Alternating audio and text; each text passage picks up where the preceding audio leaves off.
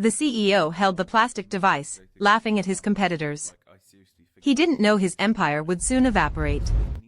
What was once the absolute king of the corporate world, a device so addictive it was dubbed the CrackBerry, would eventually become a tech relic, losing $80 billion in market value in less than 6 years. You might think this was just about a touchscreen, but the reality is far more complex and brutal. To understand the fall of research in motion, the company behind BlackBerry, we have to travel back to the early 2000s. At its peak, BlackBerry owned 50% of the US smartphone market. It wasn't just a phone, it was the status symbol of the global elite. From Wall Street traders to the halls of the White House, if you were a serious professional, you carried a BlackBerry. Its QWERTY physical keyboard was iconic. The security was unmatched. The push email technology was a miracle. For corporate IT departments, it was the only safe choice in an increasingly mobile world. The company's co-CEOs, Mike Lazaridis and Jim Balsillie, were celebrated as visionaries. They had built a juggernaut that seemed invincible.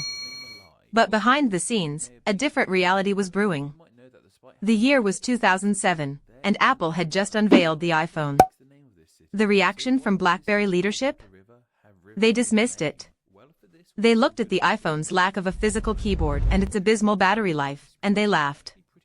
They thought it was a toy for consumers, not a tool for professionals.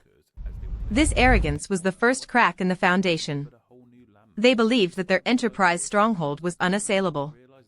They ignored the shift in consumer psychology, the transition from a world where we needed tools to a world where we wanted experiences. But wait. It gets worse.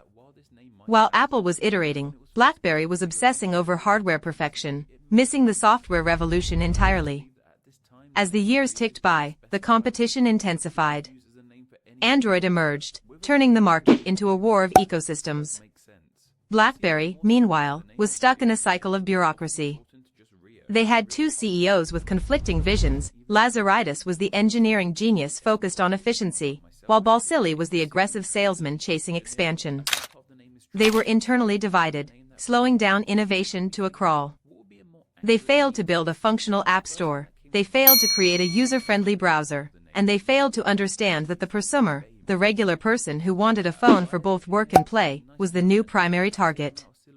By 2011, the rot had set in. The Playbook tablet, their desperate attempt to compete with the iPad, was a colossal failure. It launched without native email support.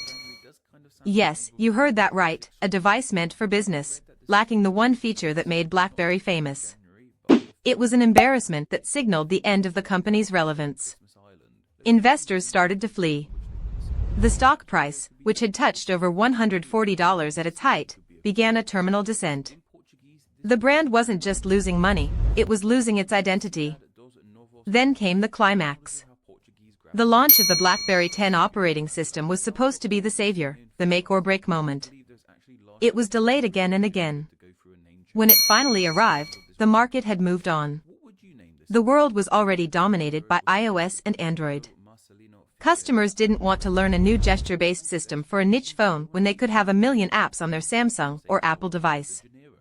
The developers weren't there. The excitement was gone.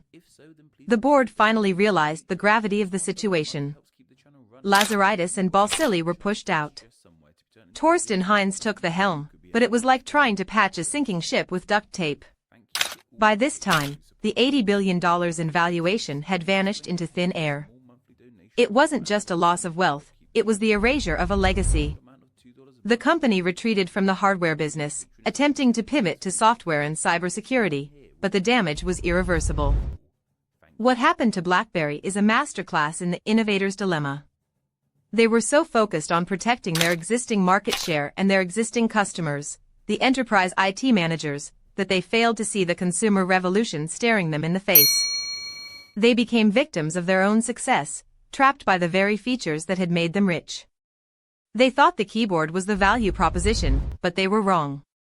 The value proposition was connectivity, and once the world connected better through other means, the keyboard became a weight around their necks. This story is not just about a failed company.